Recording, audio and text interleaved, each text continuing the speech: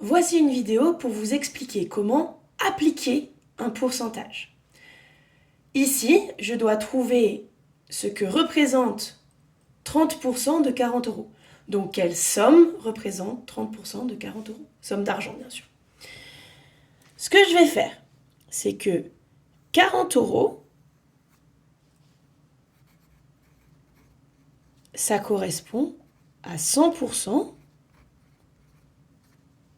de tout l'argent qui est à ma disposition. Moi, j'en veux 30%.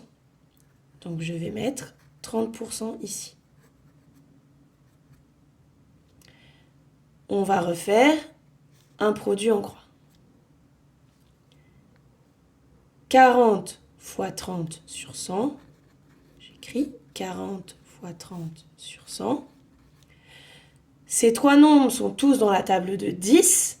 Ici, j'ai 10 fois 10, donc je peux me contenter de barrer des zéros. C'est comme si je barrais des fois 10. Donc ici, le 10 du 40, je l'ai simplifié avec un 10 du 100, et l'autre 10 du 100 m'a permis de simplifier le 10 du 30. Il me reste 4 fois 3, 12 euros. Il y a une autre présentation possible, mais en réalité, vous allez voir, vous allez faire exactement la même chose que ce que je viens de faire. 30% s'écrit 30 sur 100. 2 en mathématiques s'écrit fois. Donc vous pouvez aussi, donc ça c'est une présentation possible, ça c'est une autre présentation possible. En réalité, vous faites le même calcul puisque c'est comme si vous aviez étendu ce trait par rapport à moi.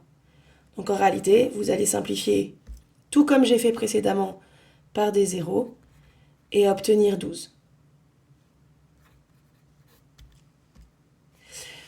Donc, la différence entre ces deux présentations, c'est que là, le 30 sur 100, il faut bien se souvenir que 30% s'écrit 30 sur 100. Pourquoi il s'écrit sur 100? C'est parce que 40, c'est 100 sur 100. Voilà. Donc, si vous voulez présenter sous forme de produit en croix, vous pouvez. Si vous voulez présenter sous cette forme, vous pouvez. Dans tous les cas, vous allez faire exactement le même calcul. Une fraction, une simplification, un résultat. Maintenant, je vais passer à une application de pourcentage dans un calcul un chouïa plus complexe, puisque cette fois-ci, on va faire les soldes. On a une étiquette de moins 25% sur un prix de 64 euros, et on va vous demander, mais combien va-t-on payer à la caisse? Il y a deux façons de faire. La première est celle que je préfère personnellement, puisque pour faire ce petit problème, vous allez avoir deux calculs à me réaliser. Une soustraction et un produit en croix. Vous pouvez faire ces deux calculs dans l'ordre que vous voulez, en utilisant les bons nombres, on va voir ça tout de suite. Le désavantage de faire la soustraction en dernier, c'est que parfois, sous le coup du stress pendant l'évaluation, vous oubliez de faire cette soustraction, ce qui est fort dommage. Donc je préfère que vous la fassiez avant, puisque dans un chapitre sur la proportionnalité, en général, personne n'oublie de me faire la partie produit en croix. Je vais présenter néanmoins les deux méthodes. Première méthode. 64 euros correspond toujours à 100% du prix. Ce sera commun dans les deux méthodes.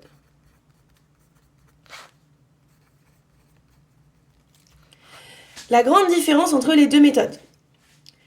Si je donne à la caissière, si j'ai une réduction de 25%, c'est que 25%, c'est gratuit, entre guillemets, c'est gratuit. C'est-à-dire que ces 25%-là, vous ne les payez pas. Ça a été réduit de ce que vous allez payer. Donc, qu'est-ce que vous allez donner, vous, à la caissière ou au caissier? Vous allez donner ce qui reste pour aller jusqu'à 100%, puisque de base, vous deviez payer 100% du prix. 25 euros d'économie. Donc, quelle partie est-ce que vous payez réellement? Vous payez réellement 100 moins 25, ce qui fait 75. Donc, vous faites la soustraction en premier. Vous enlevez les 25% au 100% de départ. Le résultat que vous allez donc trouver ici sera directement le prix que vous allez devoir donner au caissier ou à la caissière. Hop. Donc 75 fois 64 sur 100. Bien évidemment, on n'utilise pas la calculatrice, mais plutôt son cerveau. On se rend compte que 100 et 75 sont dans la même table, puisque c'est la table de 25. Je peux donc simplifier par 25. Et pour aller un peu plus loin, ici on est dans la table de 4. Si vous avez du mal, allez jusqu'à 40 déjà. Ça fait 4 fois 10. Et de 40 jusqu'à 64, il vous faut 24. 24, c'est 6 fois 4. Je simplifie par 4. Il me reste 3 fois 16. 3 fois 16, 48 euros. Vous allez payer à la caisse 48 euros. La deuxième méthode. Au départ, vous ne faites pas la soustraction et vous allez donc calculer 25% du prix. Il faut se souvenir que ce que vous allez trouver ici, ce n'est pas le prix que vous allez payer à la caisse, mais uniquement le montant de la réduction. On recommence. 64 fois 25 sur 100. Ça, c'est 4 fois 25. Je peux barrer les 25. On a toujours notre 4 fois 16. Je peux barrer les 4. J'écris donc 16 euros. Attention, le prix final n'est pas 16 euros. Le prix final, c'est le prix de départ moins la réduction. Donc je ne dois pas oublier de faire 64 moins 16. Donc vous pouvez faire 64 moins 20. Ça fait 44. Vous rajoutez les 4 qui manquent, que vous avez enlevés en trop. On monte à 48 euros. On a trouvé la même chose dans les deux méthodes. Ici, j'ai d'abord fait 100 moins les 25 pour trouver le pourcentage restant à payer. Et ensuite, j'ai fait mon produit en croix. Ici, j'ai d'abord fait mon produit en croix. Et ensuite, j'ai soustrait le résultat, au prix de départ. Donc, voici tout ce que vous devez savoir concernant la partie appliquer un pourcentage.